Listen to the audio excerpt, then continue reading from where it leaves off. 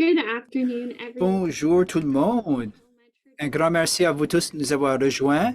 C'est le 5e webinaire de cette série Apprendre des communautés connectées, un examen approfondi des solutions climatiques, fonds de nature au Canada Atlantique. Je m'appelle Lee Barraclough. Je suis la coordinatrice de ce projet avec le réseau environnemental du Nouveau-Brunswick. C'est un projet qui soutient la municipalité de Vancouver pour élaborer les capacités en matière de la mise en œuvre des solutions climatiques fonds de nature. Le webinaire d'aujourd'hui est sur le sujet des littéraux vivants. Je suis ravi d'avoir nos présentatrices Lauren et Maddie. Ils vont partager leurs connaissances avec nous aujourd'hui. Bienvenue à la webinaire aujourd'hui dans la série de webinaires Apprendre des communautés connectées, un examen approfondi des solutions climatiques fondées sur la nature au Canada Atlantique. Ce webinaire aujourd'hui est le 5e dans la série sur le topic des côtes vivantes. Et aujourd'hui, on va entendre les connaissances des intervenants Lauren et Maddie de la ville de Mahone Bay et Stratford, l'île de Prince-Édouard. Je m'appelle Lily Barraclough et je suis la coordinatrice du projet sur un projet de soutien aux municipalités au Nouveau-Brunswick avec les solutions climatiques basées sur la nature. We have simultaneous interpretation. Aujourd'hui, il y a l'interprétation simultanée. Les deux présentations seront en anglais. Par contre, lors de la période de questions et réponses, vous pouvez poser des questions dans la langue de votre choix.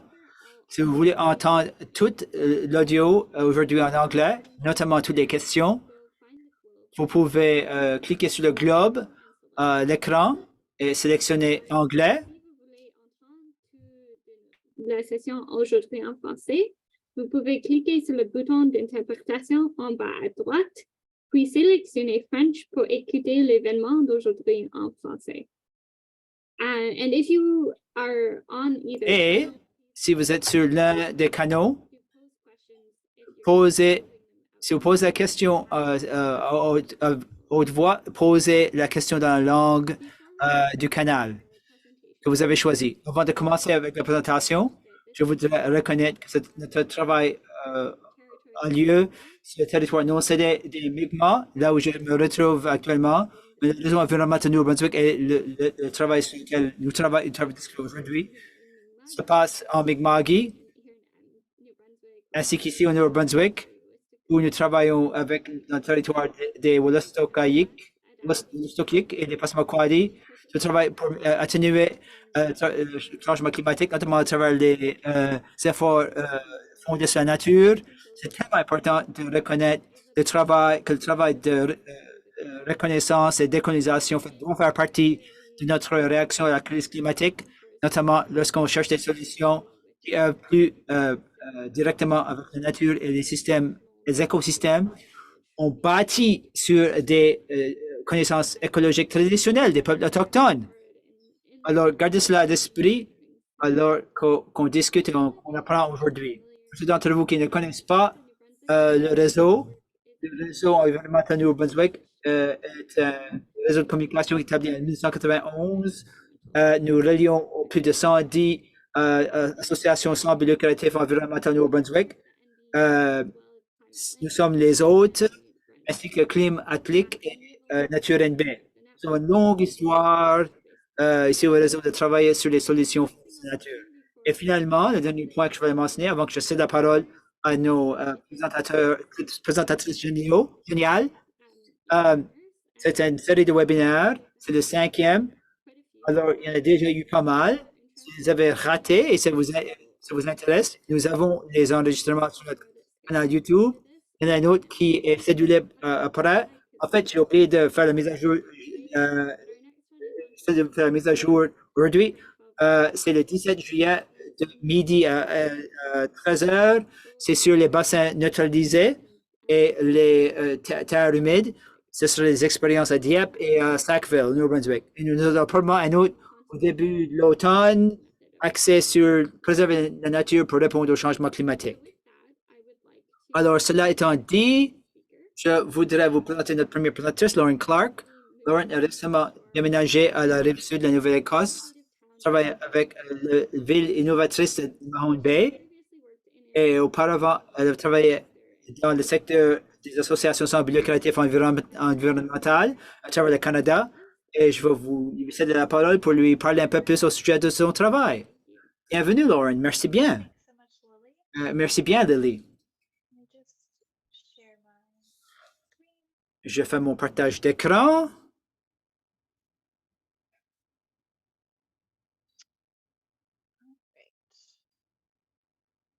D'accord. Un instant. Et voilà. Génial. Alors, Lauren, avant de commencer, vous allez vouloir faire de changer l'écran. Nous pouvons voir vos notes. Est-ce que c'est mieux? Oui, c'est parfait. Génial. Oui. Alors, comme disait Lily, je m'appelle Lauren Clark. Je suis le gestionnaire climatique pour la ville de Mahone Bay. Mahone Bay, pour ceux d'entre vous qui ne connaissent pas Mahone Bay, c'est une petite ville d'un peu plus de 1000 personnes sur la rive sud de la Nouvelle-Écosse. Et je vous rejoins de Mi'kma'ki, notamment la région de Sibéganagiri. Ça se traduit de là où poussent les pommes de terre sauvages. Et ma présentation aujourd'hui, c'est sur les littoraux vivants de Mahone Bay. Alors, je vais quand même souligner en commençant Coastal Action. Coastal Action est une ASPL environnementale basée à Mahone Bay et ce sont les gestionnaires du projet de littoral vivant. Ils travaillent principalement dans la région de la rive sud de la province. Ils existent depuis près de 30 ans maintenant. La mission principale est de protéger et de restaurer l'environnement. Nous sommes très reconnaissants de les retrouver parmi nous dans notre région. Ils ont fait beaucoup de bon travail, notamment sur le littoral vivant. Alors, pour ceux d'entre vous qui ne connaissent pas c'est quoi le littoral vivant, je vais vous définir rapidement c'est quoi. C'est un élément d'infrastructure naturelle qui utilise des plantes indigènes pour empêcher l'érosion de la côte. Ces plantes indigènes retiennent le sable et la terre végétale et ils absorbent également l'énergie des vagues. Et la définition d'un rivage vivant, c'est une bordure côtière protégée et stabilisée, constituée de matériaux naturels tels que les plantes, sable et des rochers. Alors, pourquoi voulions-nous un littoral vivant à Mahone Bay? Pourquoi est-ce que cela nous intéressait? Alors, vous pouvez voir de la carte que je présente à gauche, surlignée en jaune, deux de nos rues principales à Mahone Bay sont le long du Havre. Il y a la rue Edgewater et la rue Main. Et ça, c'est le district commercial de Mahone Bay. Alors, vous pouvez voir à partir du photo dans le centre à droite que le littoral, le long de Edgewater est en train de subir de l'érosion. On voit des racines exposées et une route déstabilisée. C'est pourquoi un littoral vivant nous intéressait. C'est le long du Havre et la route est directement là et il y a beaucoup d'érosion. Alors, l'idée d'un littoral vivant est premièrement présentée dans un rapport en 2016 de CBCL. Et ce rapport a détaillé des options pour le Havre de Mahone Bay, pour le protéger, et comment faire pour aborder le littoral. Et l'une des idées pour le littoral vivant détaillé dans le rapport, c'est de mettre un littoral vivant le long de tout la rue Edgewater qui donne sur le Havre. Alors, j'ai pris la capture d'écran d'une carte interactive. C'est disponible en ligne. Alors, une entreprise appelée 3D Wave Design Mapping Solutions a repris cette idée-là et les dessins de ce rapport de CBCL. Ils ont eu un financement de RBC Tech for Nature. Ils ont créé une carte interactive 3D en ligne avec l'ensemble des 700 mètres de berges vivantes le long de la rue Edgewater. Alors, c'est ça l'ensemble de la vision qui a été détaillée dans le rapport. La section avec les icônes rouges représente à gauche, représente ce qui a été créé jusqu'à présent. C'est un projet pilote de 60 mètres qui a été construit. Mais laissez-moi vous montrer ce que le rivage vivant peut faire et quel est son objectif. Alors, ce que j'ai fait, certaines des options dans la carte interactive, j'ai présenté un scénario. J'ai enlevé le littoral vivant de la carte interactive. Vous pouvez encore voir les 3 icônes. Mais en fait, il n'y a pas de littoral vivant. Alors, j'ai enlevé le littoral vivant et j'ai indiqué, donnez-moi une marée haute d'un mètre et une eau de marée de 2 mètres. Et vous voyez que l'eau est par-dessus la route. Ça recouvre le poste d'essence. Ceux qui connaissent Mahone Bay, voilà la zone où il y a les 3 églises. Et vous pouvez voir l'inondation, ça ne va pas bien. Et là, ce que j'ai fait avec la carte, c'est j'ai remis le littoral vivant et le même scénario. Une marée haute de 1 mètre et une eau de tempête de 2 mètres. Et vous pouvez voir que même si le littoral vivant est couvert d'eau, la route est sec et les 3 églises sont secs, ainsi que la station essence, le poste essence. Je vais vous montrer cela avant de rentrer dans le détail au sujet du littoral vivant. Alors, je voulais vous présenter le processus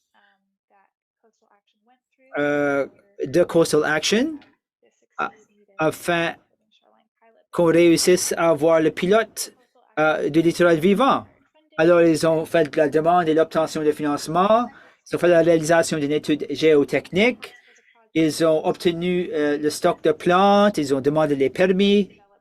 Ils ont élaboré le site web du projet, des panneaux et le plan de sensibilisation auprès de la communauté. Et ils ont également préparé les documents d'appel d'offres. Et ils ont engagé l'entrepreneur. Et là, c'était le début de la construction et la finition de la construction, la fin de la construction.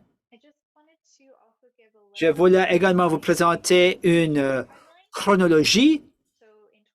Alors, en 2016, comme je vous l'ai dit, l'idée du littoral vivant a été proposée à la ville par CBCL dans son rapport final sur le plan de prévention des inondations et de l'amélioration du littoral du Havre de Mahone Bay.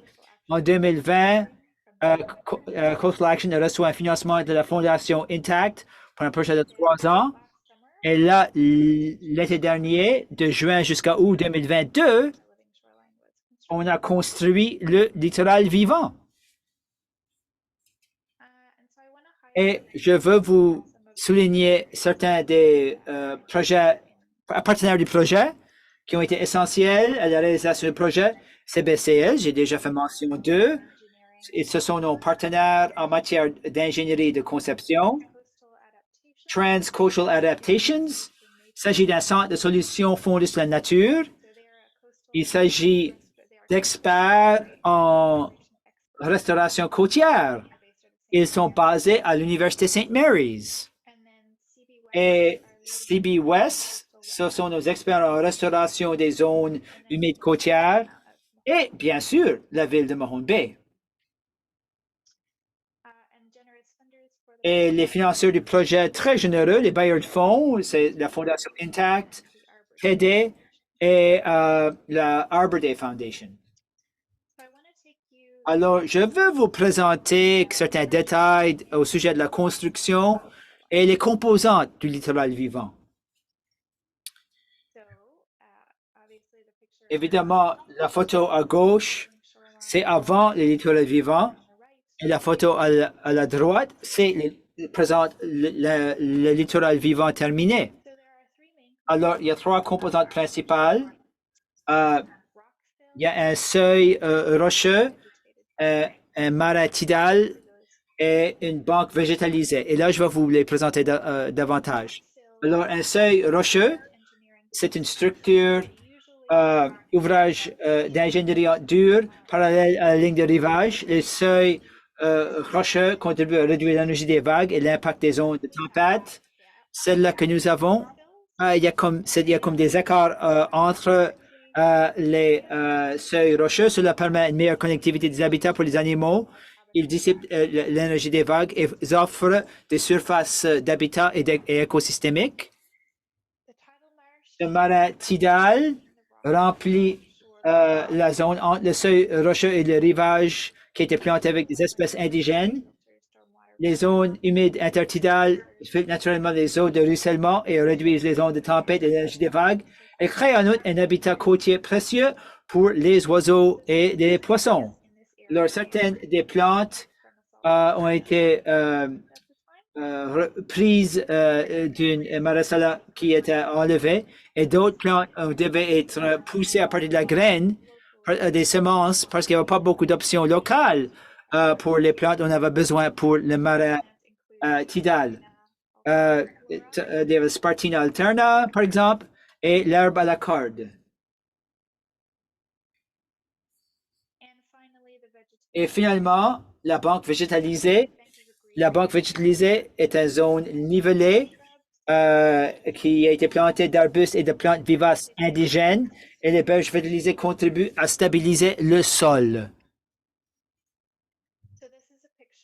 Voilà une photo de près de la banque végétalisée la journée de la plantation. Et ça, c'est une photo du marais tidal. Vous pouvez voir à partir de la photo que l'eau rentre dans le marais tidal et parmi les plantes.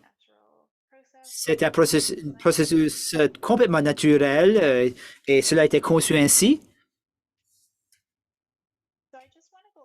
Alors, je vais vous présenter certains des défis que nous avons connus avec le projet. Il y avait certainement des retards pour l'obtention de permis et études géotechniques. Ça a pris 10 mois pour obtenir les permis de la couronne parce que les instances de réglementation chargées d'examiner les demandes de permis n'avaient jamais reçu de demande pour un projet de ce type auparavant.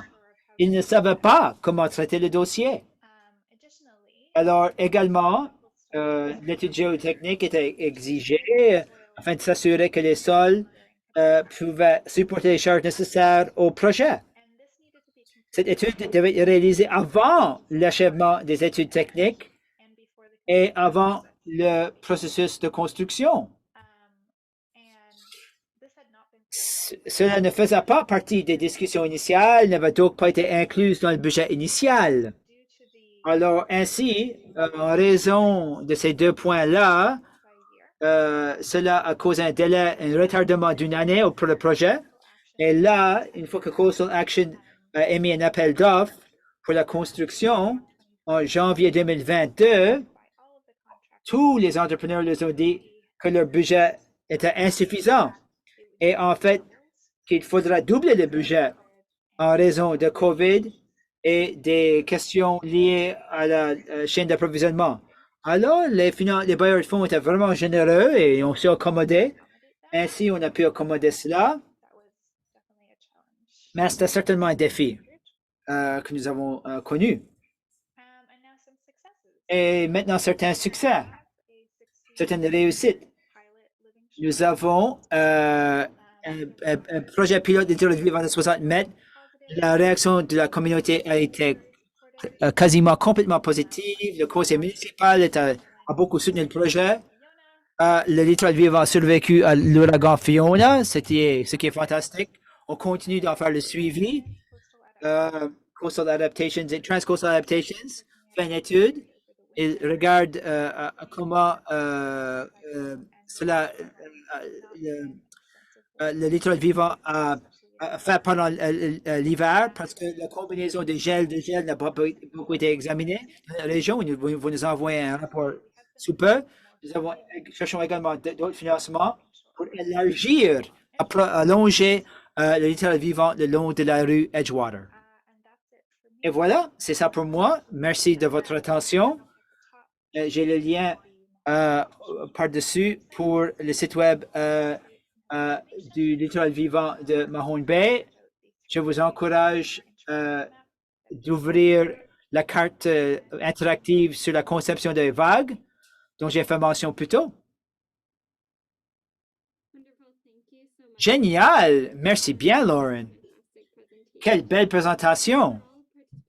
Pour vous, la période de questions-réponses sera à la fin de toutes les présentations, mais veuillez bien écrire vos questions dans le chat au fur et à mesure. Une fois qu'on arrivera à la question de période de questions-réponses, on lira les questions dans le chat. Alors maintenant, j'aimerais vous présenter Madeleine Kroll, et la coordinatrice de durabilité environnementale pour la ville de Stratford à l'île de Prince-Édouard. Elle coordonne les programmes environnementaux municipaux et les politiques initiatives, toutes les sections. Elle travaille avec des réseaux de près avec les ASPL, Stratford Area Watershed Improvement. Alors, je cède la parole à Maddie. Merci, Lily. Moi, je vais partager mon écran aussi.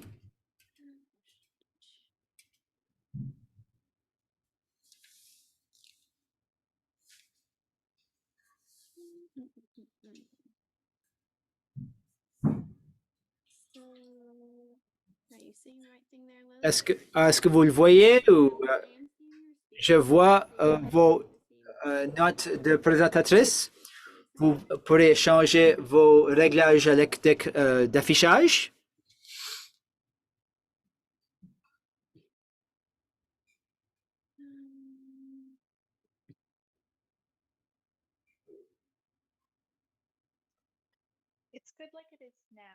Ça va maintenant, hein, en fait.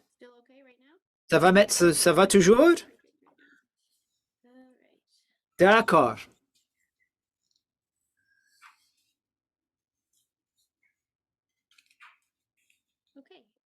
Ah, d'accord.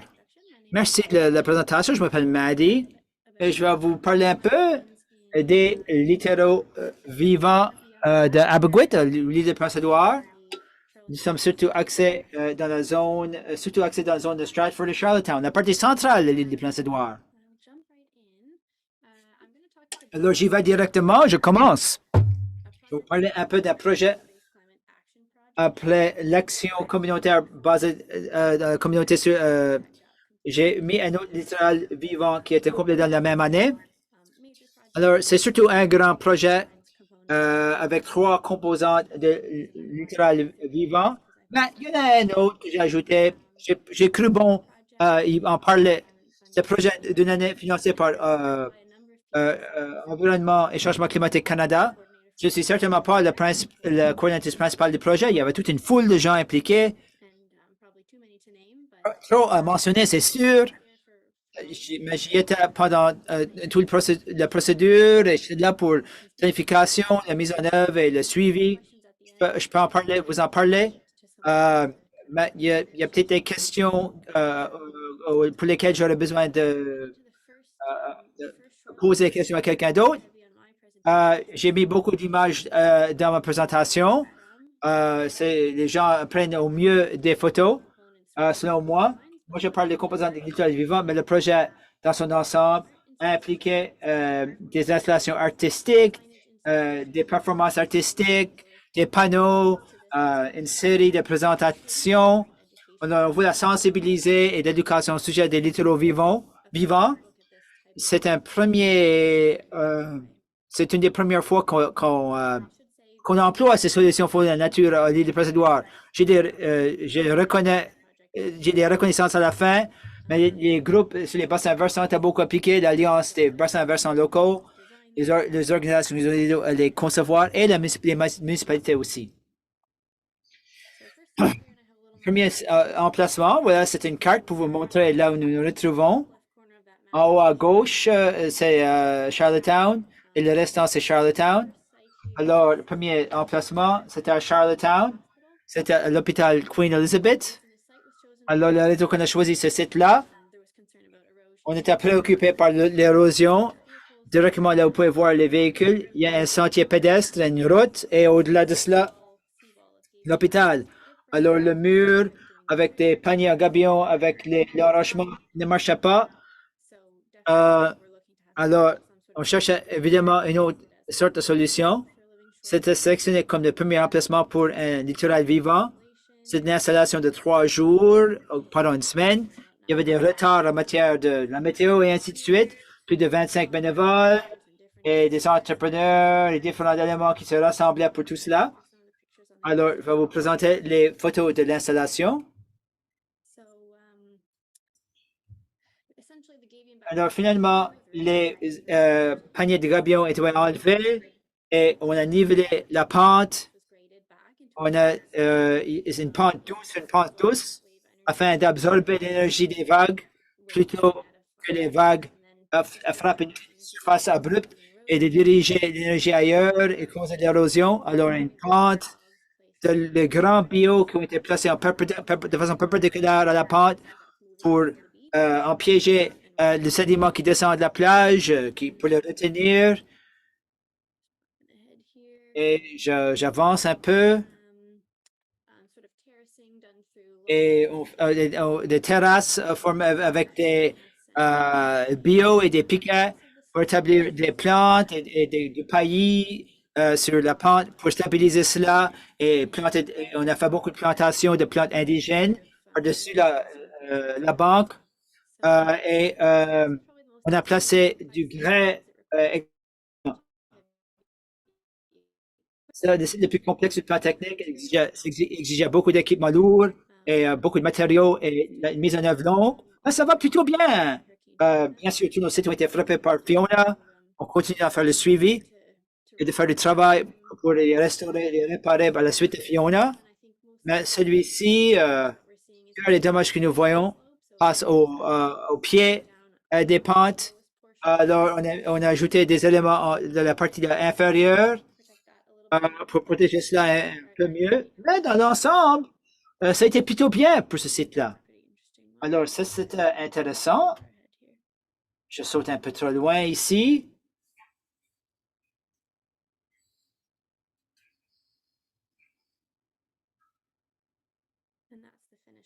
Et ça, c'est l'apparence finale. Alors, c'est une zone beaucoup utilisée par le public. Alors, on a mis des panneaux, des zones où s'asseoir. Et on a également établi un sentier séparé pour se rendre à la côte. Les gens aiment bien accéder à la plage, sur différents endroits. Et auparavant, ils montaient directement par-dessus. On ne voulait pas que les gens marchent sur le littoral vivant alors qu'ils s'établissaient. Alors, on a redirigé la circulation pédestre ailleurs. Le deuxième site, c'est celui-là que j'ai ajouté qui ne fait pas partie des projets financiers principaux dont je parle. C'était une zone de terrain privé que le Stratford Watershed Group a décidé de faire avec le financement. On a travaillé avec le propriétaire privé après avoir fait les 3 autres sites et on a pris les santé qui pouvaient s'élargir pour faire un projet de littoral vivant seul en fonction de ce qu'ils avaient pris. Ça, c'était certainement un site qui avait des préoccupations en matière d'érosion. Il y avait beaucoup de flux par-dessus la terre. Vous ne pouvez pas dire par la photo, mais c'est une bande avec une pente qui se rend jusqu'à la côte et fauché assez court, une belle surface plate pour faire l'érosion, que l'eau passe par-dessus et il y avait de l'érosion par-dessus. Alors, le propriétaire avait vraiment envie d'avoir une littoral vivant. Pas beaucoup de photos de l'installation, mais voilà des photos avant et après Fiona. Alors, avant Fiona, vous pouvez voir en haut à gauche, c'est ça à quoi ressemblait le littoral vivant. C'est ce qui avait été établi avant l'ouragan. Ça poussait plutôt bien. Beaucoup de couvert végétal pour la pente. Certaines herbes commencent à s'établir, des plantes indigènes aussi. L'intention de planter des arbustes. Alors, cette année, on doit réparer les dommages d'abord. À la suite de Fiona, il a quand même réussi à garder une bonne partie du projet. On était frappé fort à l'île Place-Édouard, mais le littoral vivant n'a pas été oblitéré, mais comparé au site de contrôle, on pense que ça a vraiment contrôlé, protégé le littoral pendant l'ouragan. Alors, troisième emplacement, c'est sur le front de mer de Stratford. Encore une fois, un banc assez haut à pic. Le sol était exposé, beaucoup d'érosion possible. Vous pouvez voir juste aux abords de la photo, en haut à gauche, voir quelqu'un qui est assis. Il y a un mur d'enrochement d'un projet, d'un terrain adjacent qui termine. C'est là où on voit beaucoup d'érosion parce que l'énergie est dirigée vers le banc exposé. On voulait protéger cela parce que par-dessus, on ne pouvait pas le voir, mais il y a un parc. Et on a fait du travail pour améliorer cet espace public. L'emplacement a été choisi pour ces raisons-là. Et on utilisait ce site-là, cet emplacement-là, comme un atelier en quelque sorte. On avait 30 bénévoles des différents ASPL et différents organismes pour nous aider à installer ce site et apprendre au fur et à mesure. Sur ce site-là, il y avait une organisation qui nous a permis d'aider à le concevoir et les bénévoles l'ont installé.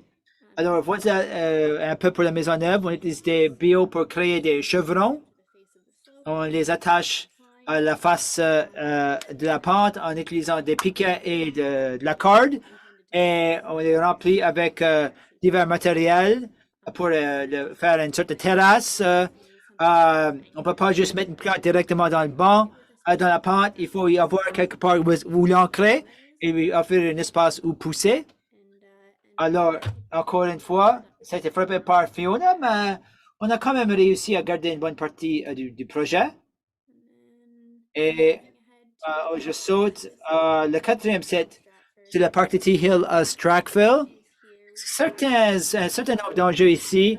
Dans une portion de la zone côtière, il y avait un mur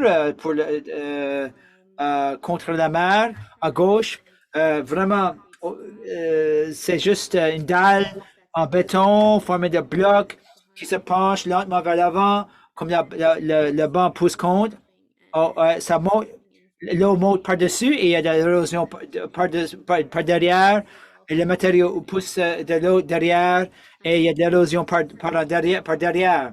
Nous avons installé des bio verticales afin d'empêcher le mouvement des matériels et du pain. On a planté ça. Et partie plus basse, on a mis beaucoup du foin et on a planté des espèces indigènes. Mais nous, en jeu avec cet emplacement-là, beaucoup de sentiers, beaucoup de circulation pédestre. C'est un parc très populaire afin que les gens puissent accéder à la plage.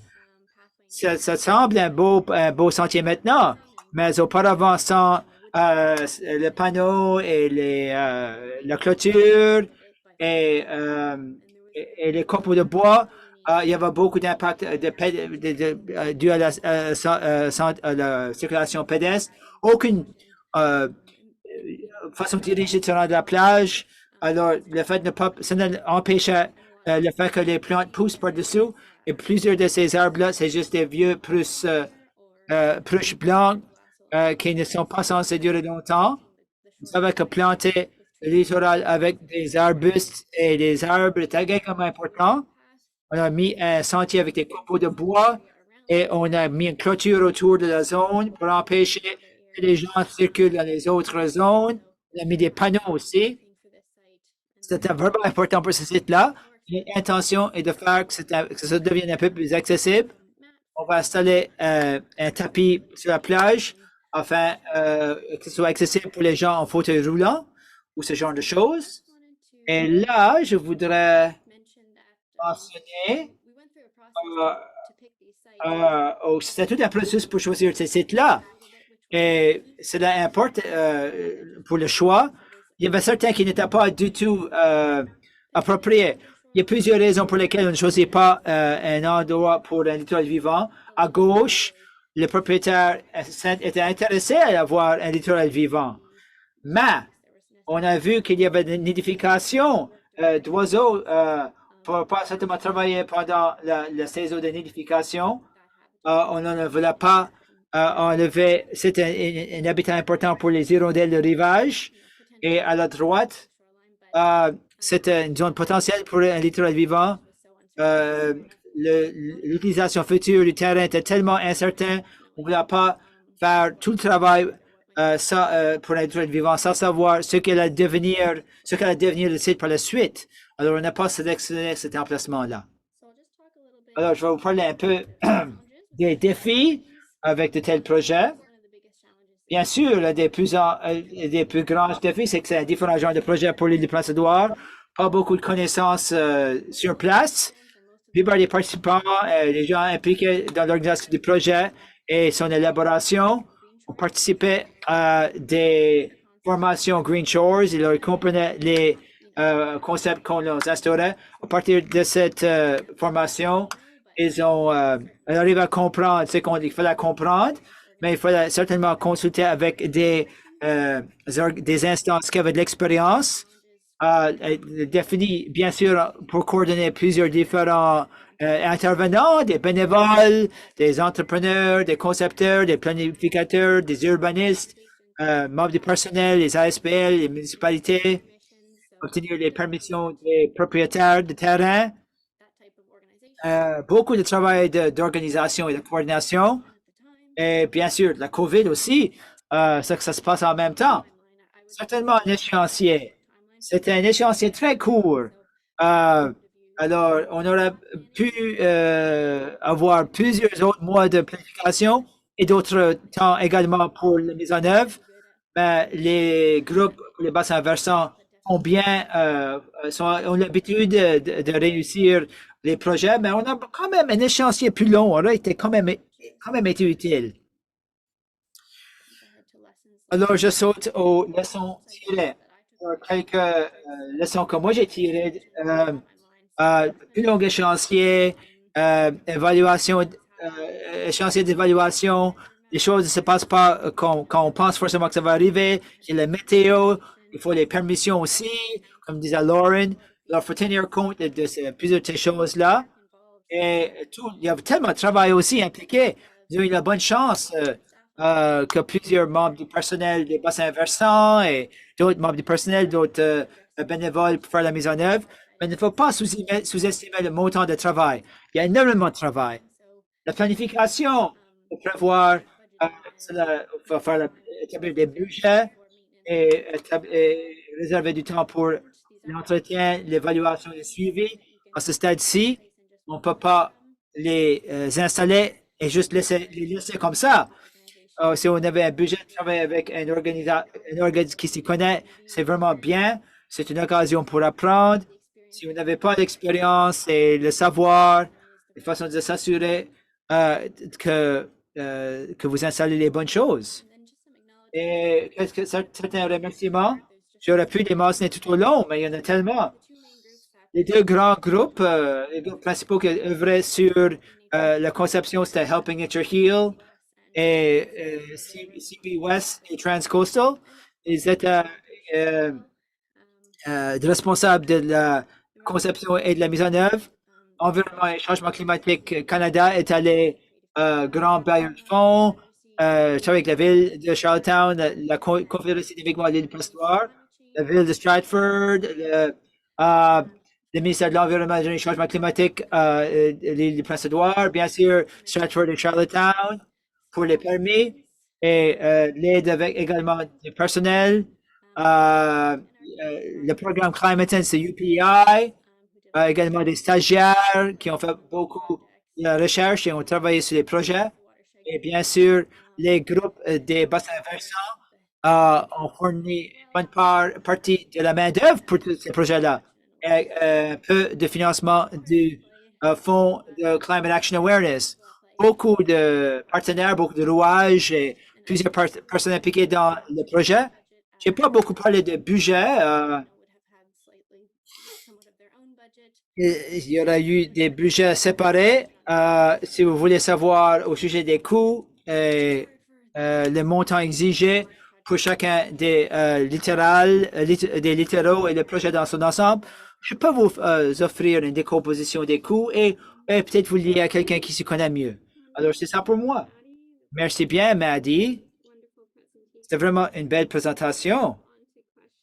Maintenant, c'est la période des questions. On en a reçu quelques-uns pour Lauren. Alors, veuillez bien mettre vos questions dans le chat pour faire le suivi de la présentation de Maddie et des questions pour Lauren. Levez la main si vous voulez poser la question à haute voix. Alors, on commence avec une question de Fraser. Bonjour, Lauren. Pouvez-vous dire davantage sur la procédure de sensibilisation communautaire? Quelle consultation? Est-ce que la communauté a soutenu des projets tout au long ou il y avait toute une gamme de réactions? Merci de la question. La sensibilisation de la communauté a été faite lors de la création du rapport de CBCL. Dans ce rapport-là, nous avons documenté des réactions de sensibilisation de communautaire et la réaction de communautaire était dans l'ensemble positive, comme je vous l'ai dit. Il n'y avait pas de confusion d'emblée. C'est quand même un projet innovateur. Certains gens pensaient que c'était un projet de remplissage, mais une fois qu'on a fait de la sensibilisation sur c'est quoi un littoral vivant, comme disait Maddie, une fois qu'on a sensibilisé au sujet de ce qui se passait, on a su répondre à ces préoccupations-là. Génial. Alors, merci. J'ai une question pour Maddie ensuite. Et là, il y aurait d'autres questions pour Lauren. Question pour vous, Maddie.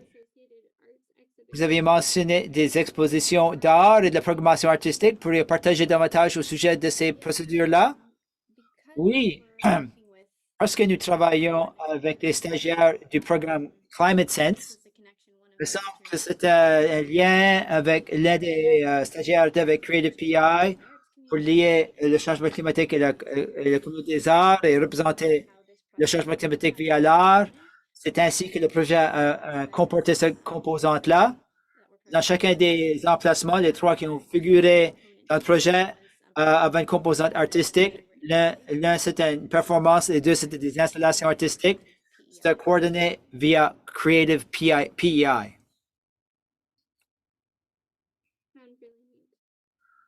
C'est vraiment intéressant. Alors, la prochaine question pour Lauren. Il semblerait que l'idée du projet de CBCL était la genèse du projet. Qu'est-ce qui a déclenché ce rapport-là? Pourquoi est-ce que CBCL a-t-elle réalisé le rapport d'emblée? Est-ce que la ville avait-elle demandé une consultation sur son infrastructure sur le front de mer? Oui, il y avait un comité communautaire créé par la ville pour explorer les adaptations côtières. Ça, c'était aux alentours de 2014-2015, il me semble. Alors, c'est ce comité-là qui a donné lieu au rapport de CBCL. Et à partir de cela, on a sélectionné le littoral vivant.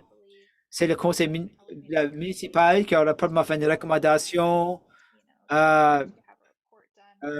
d'émettre un rapport sur les options en matière d'atténuation des inondations et l'érosion et ainsi de suite.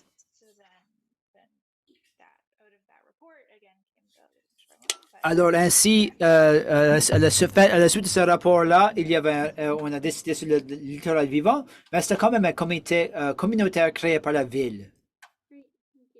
Génial, merci pour votre réponse. Est-ce qu'il y a des questions sur Maddie? Peut-être que avez-vous vu des dommages par la glace sur les plantes? Et quelles mesures d'atténuation avez-vous installées? Des roches plus grosses peut-être, mises plus profondément dans l'eau pour avoir un impact sur la glace? C'est une idée intéressante de mettre des roches plus grandes. Peut-être qu'il faudra considérer comme l'impact sur le déplacement des sédiments et l'énergie des vagues. Ce n'est pas quelque chose que moi j'ai perçu dans nos sites, mais il y a d'autres qui font le suivi des sites qui l'ont peut-être vu. Je peux certainement faire le suivi si vous voulez, mais les glaces de la mer en eau, Il y en a bien moins qu'auparavant. Pour deux des projets, en fait, trois des projets étaient sur la rivière Hillsborough. Alors, plus dans le Havre, on voit beaucoup moins de glace. Alors, c'est moins d'un enjeu, malheureusement. Oui, et je peux vous dire, je n'ai pas vu de glace qui a déraciné les plantes. Et en fait, selon moi, c'est en raison du climat plus chaud. Il y avait eu cette journée-là très froide l'hiver dernier. Et dans l'ensemble, nous n'avons pas eu beaucoup d'hiver froid, beaucoup plus de précipitations que d'habitude. Mais ça, c'est un peu partout. Et alors voilà. C'est une question pour Lauren. Est-ce que le substrat du marin tidal, est-ce que c'est surtout composé de sable? À ma connaissance, oui. Mais je serais ravi d'explorer cette question si vous voulez. Si vous voulez m'envoyer un courriel, vous pouvez me contacter via Coastal Action et je pourrais vous vérifier et communiquer cela avec vous. Mais à ma connaissance, oui, c'est surtout du sable. Oui, merci. Y a-t-il autre question? J'en vois pas d'autres dans la section clavardage. Vous pouvez lever la main ou l'inscrire dans le chat si vous voulez. Marie-Lauren, si vous avez des questions pour vous-même, en fait, veuillez bien les poser. Alors, je veux vous faire clair qu'on était très chanceux avec Fiona. On n'était pas frappé de plein fouet. Alors, ça explique peut-être pourquoi le littoral vivant s'est bien passé. En fait, ça n'a pas vraiment frappé Mahone Bay. C'est bien bâti, oui, mais les ouragans sont plutôt dévastateurs. Alors, une des raisons que nous n'avons pas vu beaucoup d'impact, c'est qu'on n'était pas vraiment frappé fort par Fiona. Je voulais quand même clarifier cela. Alors, je vais souligner quelque chose dans le chat. Quelqu'un a mentionné l'habitat des hirondelles de banc. Il y avait une carte de Stratford et Charlottetown. En fait, là où j'ai souligné l'habitat, c'est la partie occidentale de la carte à Stratford. Oui, c'est bon de vérifier les habitats pour les espèces en péril. Si vous comptez travailler dans une certaine zone. Quelques autres questions dans la section clavardage. Pour Maddie, sur le plan des coûts et le financement, vous avez mentionné qu'on pourrait avoir une discussion via courriel. Voulez-vous ajouter quelque chose rapidement sur ce plan? Est-ce qu'ils peuvent vous envoyer un courriel? C'est comme vous voulez. Je serais ravi d'en partager davantage via courriel. Juste comme ça, les trois emplacements qui faisaient partie du projet principal, plus les composantes additionnelles, certaines des choses que je n'ai pas discutées au-delà de la portée des littoraux vivants. C'est environ 300 000 $. C'est moins de construction ou d'enrochement ou les grandes composantes que Lauren avait, mais je peux vous décomposer pour les éléments plus précis. Merci. Une question pour les deux.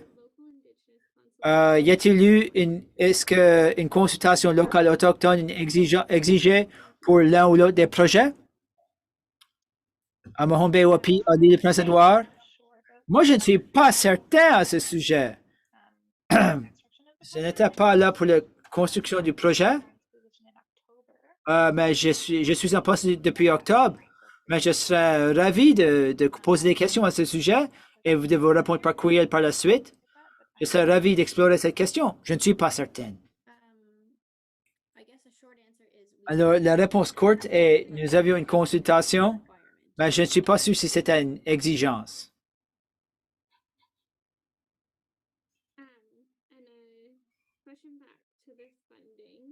Alors, pour revenir au financement, Maddie, savez-vous lequel des programmes de ECCC qui a financé le travail? Est-ce que c'est EcoAction, Nature Smart, les solution climatique, entre guillemets, Nature Smart. J'essaie de terminer cela maintenant. Donnez-moi un instant, là. Je vais vous revenir, je vais retrouver ça. That's no problem. Aucun souci. Are there any other questions, Y a-t-il autre question? folks? Est-ce que les gens ont autre question? C'est le projet de sensibilisation Climat Action. Merci d'avoir trouvé ça. So I guess I think Bon,